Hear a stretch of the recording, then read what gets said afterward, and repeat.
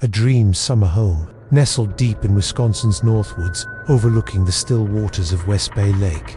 But what if your lakeside paradise was never meant for the living? What if something else was already there watching, waiting? This is the real story of Summerwind Mansion, a place so disturbing, even fire seemed to want it gone. Summerwind Mansion was once known as Lamont Mansion, built in the early 1900s near the shores of West Bay Lake.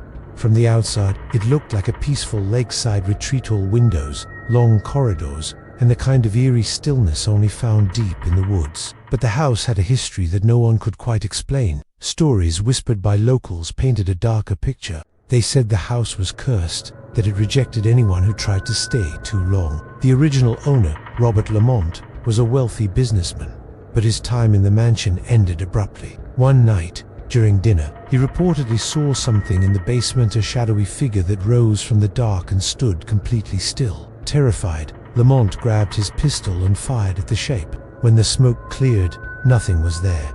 No blood, no body, just silence. He and his family left the house that night and never came back. For decades, the mansion sat abandoned, slowly rotting in the cold winds of the north. But strange things still happened. Hikers and hunters reported strange lights in the windows, flickering at night when no one was supposed to be there. Others heard music playing, old organ melodies floating out from broken windows, but no one ever dared to go inside. Then, in the early 1970s, Arnold and Ginger Hinshaw bought the property. Arnold was a businessman looking for a quiet place to work. Ginger was a free-spirited artist who thought the house could be restored. They had 2 children and saw Summerwind as a place where they could build a new life. From the moment they moved in, the house seemed wrong. Doors would open and close by themselves. Cold air moved through the rooms even when the windows were shut tight. Ginger often felt like someone was watching her while she painted. The children began talking about voices, whispers that came from the closets or behind the walls. They said the voices asked them to play or told them secrets. At first, Arnold tried to ignore it. He focused on renovations, but every time he made progress, something would go wrong. Tools would vanish, walls would crack open again after being repaired, and the structure of the house seemed to shift overnight. Ginger's art began to change. She painted scenes she didn't remember, creating twisted trees, black-eyed figures standing by the lake, faces without mouths. One night, the family sat down for dinner. As Ginger went to the kitchen to get the food, she saw something move in the hallway mirror. It wasn't her reflection. It was taller, with no face. She turned around and no one was there. When she looked back, the mirror was cracked. No one had touched it. Arnold's mental state began to deteriorate. He would wake up at night screaming, claiming something was in the room with them. He became obsessed with an old organ in the living room, one that hadn't worked in years. He'd sit in front of it for hours, silently pressing the broken keys. Ginger said she could hear faint notes being played, even though the organ was empty and disconnected. One day, while trying to fix a closet drawer in an upstairs bedroom, Ginger discovered a hidden compartment inside the wall. Inside it, she claimed, was something horrifying, a small, withered hand, human, mummified. She screamed and dropped it, but by the time Arnold came running, the hand was gone. Ginger insisted she hadn't imagined it. From that day on, the house began to feel darker. Neighbors began to keep their distance. Some said they heard screaming coming from the woods around the mansion. Others saw shadowy figures in the windows, figures that didn't match the family. The Hinshaw's friends stopped visiting. Even the local pastor refused to bless the home. Arnold eventually suffered a nervous breakdown. Ginger said he began speaking in strange, broken phrases, as if he were repeating someone else's words. He barely ate. He lost weight. He would lock himself in the study for days, emerging with red eyes and shaking hands. One night, she found him sitting on the floor, whispering over and over again, "It lives in the walls. It's never alone. It watches me sleep." That was the night she took the children and left.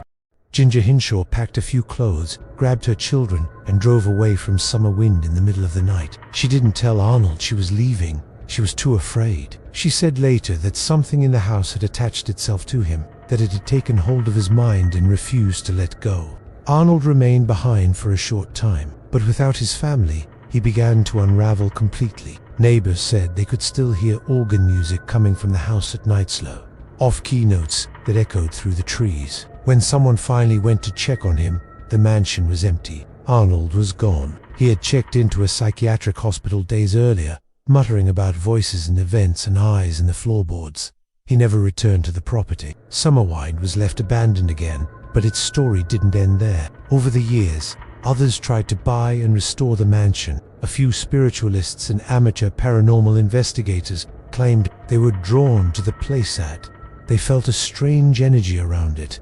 Some believed there was a portal in the house, a kind of tier between this world and the next. One visitor said she saw a figure in the main hallway, all male, with a blurred face and blackened hands. When she tried to speak to it, it turned and walked straight through a wall. Others reported voices, cold spots, footsteps in the attic. One group claimed they captured a photo of a face in a mirror that wasn't theirs. But it wasn't just the spirits. The house itself seemed to react to people. Walls shifted, floors creaked as if under invisible weight, shadows lingered too long in corners. It was as if the house was alive, and it didn't want to be disturbed. There was one final attempt to renovate some. In the early 1980s, a couple purchased the property with hopes of turning it into a bed. They didn't last long.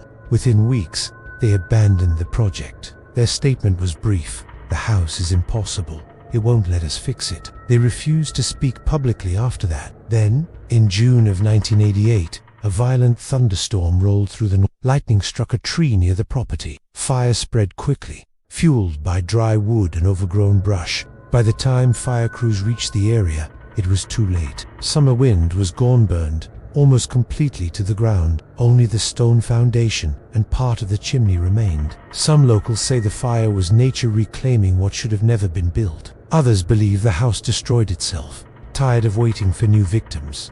Even the fire seems strange to somehow it consumed the house so completely, yet left nearby trees untouched. Years after the fire, people still visit the ruins. Paranormal investigators leave offerings, record EVP sessions, and some even claim the ruins are more active now than when the house stood. Voices are still heard, lights still flicker, and every now and then, someone says they hear music, soft, ghostly organ chords drifting through the trees. Ginger never returned. Arnold passed away quietly years later. Their children never spoke publicly about what happened in the house, but in a rare interview, one of them admitted they still have nightmares, dreams of a long, dark hallway with no doors, and the feeling that something is standing just behind them, breathing in the dark. Today, summer winds remain sit quietly on the shores of West Bay Lake. Nature has covered most of the ruins with moss and silence, but some who walk near the site claim they feel watched, as if the house what's left of Ita is still listening. The wind is strong out there. It whistles through the trees and brushes across the lake. Sometimes it sounds like music. Sometimes it sounds like a whisper. And sometimes, if you stay too long, you start to wonder if the house is truly gone or just waiting. It was supposed to be a new beginning, a beautiful Dutch colonial house at 112 Ocean Avenue, in the peaceful suburban neighborhood of Amityville, Long Island.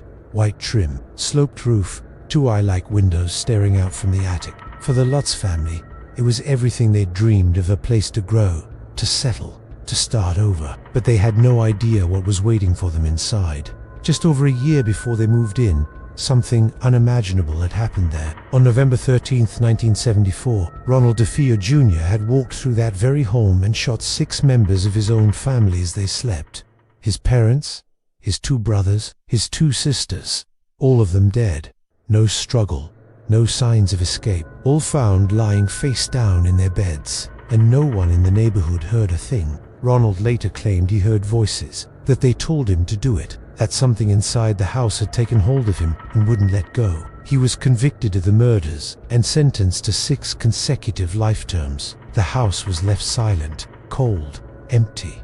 Until December of 1975, George and Kathy Lutz bought the house at a bargain price. They knew about the murders. How could they not? But they were practical people.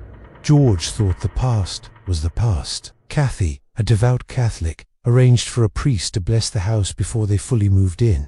It was a precaution, nothing more, but the blessing didn't go as planned. As the priest moved through the upstairs rooms, he entered one of the bedrooms and suddenly stopped. The room went icy cold. He felt something brush against him. Then, a voice, deep, guttural, and angry, whispered into his ear, "Get out!" The priest fled the house and warned the Lutz family never to enter that room again.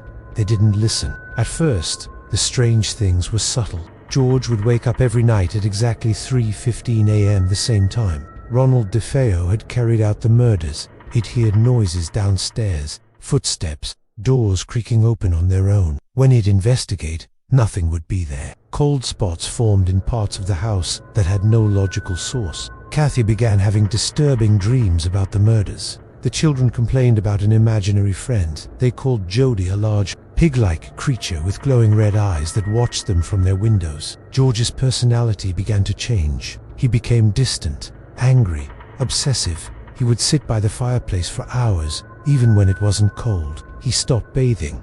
He stopped eating. He said the house made him feel possessed, like something was pulling him deeper, feeding off his fear.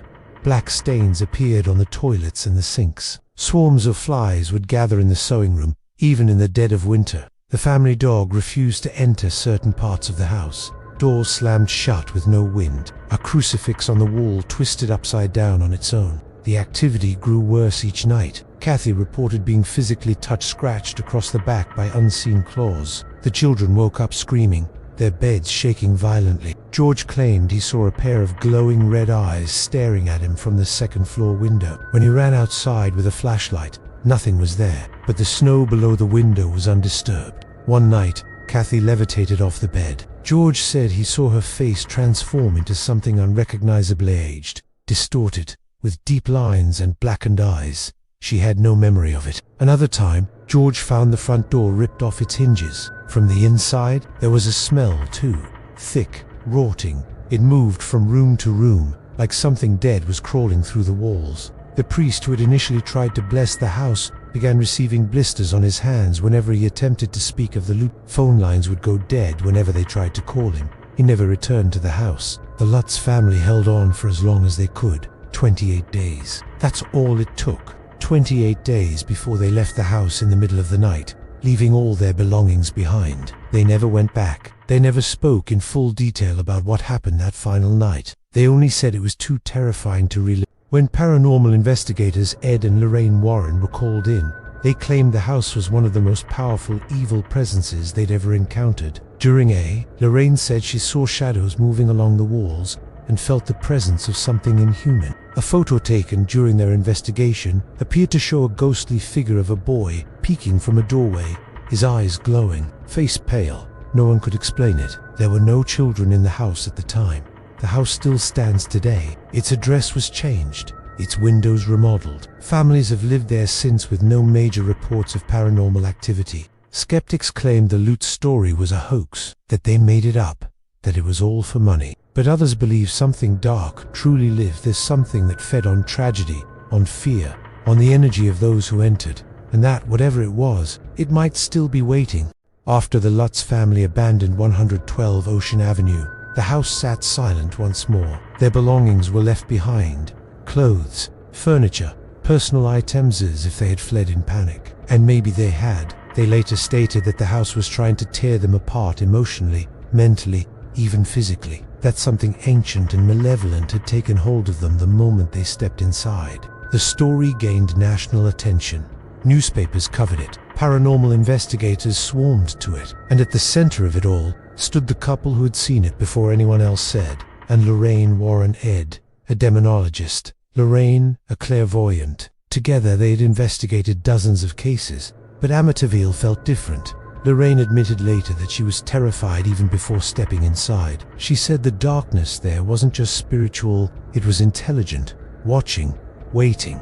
During their investigation, they used thermal cameras and conducted EVP recordings. One of the most disturbing pieces of evidence came from a simple photograph, a picture taken with an automatic infrared camera in the hallway during the night. When developed, it showed the image of a young boy peeking from a doorway, his eyes glowing white. No children were present in the house. None of the investigators matched the figure. It became one of the most talked about paranormal photos in history. But evidence wasn't the only thing that kept piling up. Former police officers who had responded to calls from the Lutz family claimed they were disturbed by what they saw but gave no public statements. Neighbors mentioned hearing strange sounds even after the family left. A reporter who spent a night inside claimed he felt as if someone were pressing down on his chest, making it hard to breathe. A priest who attempted a second blessing had to leave midway through, overcome by nausea and fear. Despite the controversy, George and Kathy Lutz passed multiple lie detector tests. They never changed their story. Even under legal pressure, they stood by every word. They didn't want the fame. They just wanted to move on. But the house had marked them. For years, George reported being followed by a dark shadow in his dreams. Kathy experienced sleep paralysis and sudden feelings of dread in broad daylight. Their children, even as adults, refused to speak much about what they endured in that house. One of them later revealed that he still had nightmares, visions of blood on the walls and red eyes in the dark. Skeptics, of course, argued it was all an elaborate hoax, that the Lutz family fabricated their story for book deals and film rights, that the Warrens exaggerated their findings. But there were too many unanswered questions. Too many people had experienced too much fear inside those walls for it to be dismissed entirely. And then there's the pattern. The time of death for all 6 DeFeo family members was eerily close around 3:15 a.m. The same time George would wake up every night. The mysterious voices DeFeo claimed to have heard before committing the murders. The fact that all victims were found lying face down, undisturbed, as if they were frozen in sleep. No struggle, no screams. No one in the house heard anything, even though a shotgun was used. Even the autopsy reports couldn't explain it. Years passed and new families moved in. The address was changed to throw off thrill seekers and ghost hunters. The iconic quarter-moon windows in the attic were replaced with standard ones. But the house could not shake its reputation. Even those who lived there later admitted the energy was strange, not violent, but heavy, unsettling, something that made you feel like you were never truly alone. Paranormal researchers continued to debate what really happened in Amityville. Was it a haunting, a demonic infestation, or just the psychological trauma of living in a place soaked in blood? The truth may never be known, but the legacy of that house remains. It has inspired books, documentaries, and a wave of horror films, but none of those tell the full story. None of them capture the quiet dread of walking through its halls, knowing what happened there, feeling the walls close in, and wondering if the house remembers. Even today, people drive past the property. Some stop, some stare, others keep moving,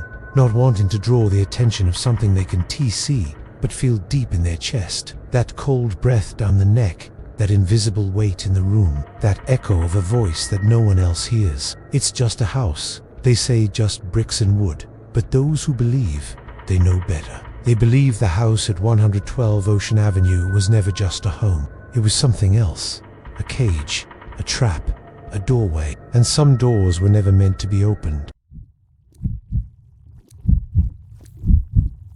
It was July 26, 1974. The summer sun was burning over the sand dunes of Provincetown, Massachusetts. A young girl was walking her dog through the tall beach grass near Race Point, where the dunes roll like waves across the Cape Cod coastline. That's when she saw it. A shape in the sand, a woman's body, lying face down among the wild blueberry bushes. The girl screamed. What she'd stumbled upon would become one of the most disturbing unsolved mysteries in American history. The woman was naked, her body partially decomposed by the summer heat. Her hands were missing, both of them severed at the wrists. Her head had been crushed blunt, forced trauma so severe it nearly destroyed one side of her face. And yet, someone had taken the time to gently lay her on a beach blanket, as if she had been resting there. Her long auburn hair was neatly tucked beneath her head, like a pillow. A pair of blue jeans was folded beside her, almost respectfully. There were no signs of a struggle, no footprints, no weapon, just silence. Authorities were baffled. They had no idea who she was. No one reported her missing. She had perfect teeth, dental work worth thousands of dollars, suggesting she came from money. But there was nothing to trace. No ID, no purse, no matching missing persons report. Nothing. And without her hands, there were no fingerprints. Police canvassed the area. Nothing. No one had seen anything. No one knew anything. It was like she had appeared from thin air. They called her the Lady of the Dunes. Her story gripped Provincetown. Flyers were posted. Sketches circulated. Her face reconstructed by artists again and again became a haunting symbol of the unknown. Years passed, then decades. No answers, just theories. Some said she was the victim of a jealous lover. Others believed she was involved in organized crime. But one thing was certain: whoever killed her had taken steps to make sure she'll never be identified. That was personal. That was intentional. And that was terrifying. Then came the strange part, the sightings. People walking the dunes in the late afternoon claimed to see a woman standing far off in the grass, long reddish hair, motionless, staring toward the shore. When they'd approach, she'd vanish. Campers heard crying late at night, the sound carried by the wind. One man reported seeing footprints in the sand that stopped suddenly, with no other marks around them, as if someone had simply disappeared into thin air. Local folklore grew. Some believed she wasn't just a murder victim, but something trapped between worlds, unable to rest until her name was known. Psychics were brought in. One claimed the woman's name was Susan. Another said she had been running from someone and that the man who killed her wore a police uniform. None of it could be proven, but the unease remained. The dunes began to feel cursed. In 2000, a new facial reconstruction was made using forensic technology. The image showed a woman in her 30s, beautiful, with a soft face and intelligent eyes. Still, no one recognized her. Her DNA was tested and entered into databases. Nothing. She remained a ghost to one without a name, a story, or justice. Then, something unexpected happened. In 2015, a writer named Joe Hilson of horror author Stephen King was watching the movie Jaws. The film had been shot in Martha's Vineyard, just months before the Lady of the Dunes was discovered. In one scene, during a crowd sequence on the beach, Hill noticed a woman in the background. She was wearing blue jeans. Her hair was auburn. She looked remarkably similar to the forensic sketch. Could she have been an extra in the film before her murder? Was she lured away during the chaotic filming? The theory caught fire online. But again, no proof, no closure. The case went cold again. The dunes remained silent until October 31st, 2022. On Halloween, after nearly 50 years of mystery, the FBI made a stunning announcement. Using advanced forensic genealogy, they had finally identified her. The Lady of the Dunes was Ruth Marie Terry. She was 37 years old. Originally from Tennessee, she had a husband, she had a past, and she had been murdered. But the identification raised even more questions than it answered. Ruth had reportedly married a man named Guy Rockwell Moldavina, known con artist and suspected murderer. He had once been under investigation for the disappearance of another wife and her daughter in the 1960s. Now, decades later, he was linked to Ruth's death, but he was already dead. He had taken his secrets to the grave. No charges, no confession, just a name, and the weight of decades of silence. Even with her identity revealed, many locals say her presence remains. Visitors to the dunes still report a strange heaviness in the air near the spot where she was found. Some feel watched, others hear footsteps behind them, only to turn and find no one there. Paranormal investigators claim that Ruth's spirit still lingers, confused or perhaps waiting for something more, just as remembrance or maybe peace. They say the dead don't rest until the truth is told. And Ruth's story was buried in the sand for half a century. It took nearly 50 years for her name to be spoken again. 50 years for someone to say she mattered. But even now, the wind still howls over the dunes. The grasses still sway. And if you walk quietly enough, some believe you might still hear her voice in the distant, soft, sad, and waiting. After the world finally learned her name, something about the dunes seemed to shift, but not entirely. Ruth Marie Terry had been dead for nearly 5 decades before anyone even knew she had existed. Her face had haunted case files, local legends, and nightmares for years. But names carry power. Names anchor the dead. Still, the story was far from over. Investigators quickly turned their attention to Ruth's husband, Guy Rockwell. His name alone sent a chill through those who knew his history. In the 1960s, he had been the subject of another missing persons case. His former wife and her daughter had disappeared under suspicious circumstances. At that time, Moldavin claimed they had left him. No bodies were found, no evidence strong enough to hold him, but the rumors followed him for the rest of his life. After Ruth disappeared, Moldavin told people she had gone off on her own. Some, he told she died in a car accident. Others heard she had run away with another man. The lies piled up. No one questioned him. There was no body, no crime scene, just silence. Years later, when asked about Ruth, he told someone she wasn't coming back. He smiled when he said it. That smile haunted people long after the conversation ended. By the time Ruth's remains were finally identified, Moldavin had been dead for nearly 2 decades. He had remarried, lived quietly, died without ever being charged for any of the deaths connected to him. Justice, in the legal sense, was no longer possible, but in another way, it had begun.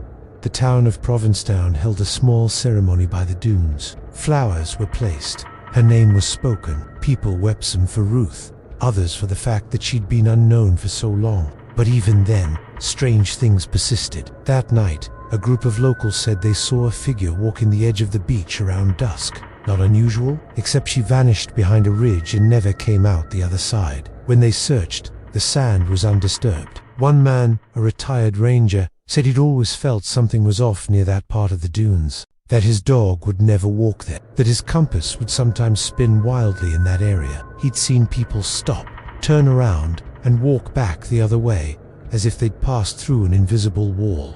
He never told anyone before, said he didn't want to sound crazy, but after Ruth was named, he said it felt like the land itself let out a sigh. A paranormal research team visited the dunes weeks later. They used thermal cameras and audio recorders. One EVP captured a faint whisper so quiet it almost went unnoticed. When enhanced, it sounded like 2 words: "Thank you." Skeptics dismissed it. The wind, they said. The grass, maybe. But the team was shaken. They hadn't told anyone where exactly Ruth's body had been found. The recording was captured just a few feet from that location. Stories continued. Campers claimed they heard sobbing at night, even when they were alone. A couple hiking through the area stopped to take photos and later discovered a strange figure in the back, pale, with long reddish hair. When they returned the next day, the sand was undisturbed, as if no one had walked there for months. Others spoke of dreams, recurring visions of a woman standing at the water's edge, staring out at the ocean. When asked what she looked like, most couldn't describe her, only her presence. Heavy, sad, but somehow grateful. The identity of Ruth Marie Terry closed one chapter, but opened many more. How had she ended up in Provincetown? Why had she trusted Marie? What did she know? And who else might be buried in forgotten places? Names lost to time, waiting to be remembered. The dunes remain quiet. The wind still cuts across the sand like whispers. Her murder may now have a name and a face, but the echoes of what happened there are not easily erased. Evil leaves residue. Grief leaves weight. Some places absorb it, and the Lady of the Dunes, she had been part of those sands for almost half a century. There are those who believe that every murder creates a ripple, that violent ends leave marks not only on people, but on the land itself. Energy that never fades. Energy that watches. They say the dunes have their own memory, that when the wind picks up at just the right time, it carries voices no one should hear. That if you walk alone near Race Point in the fading light of day, you might feel a chill not from the air, but from something standing close behind you, watching, waiting, not to harm, but to be known. Because no one wants to be forgotten, not even the dead.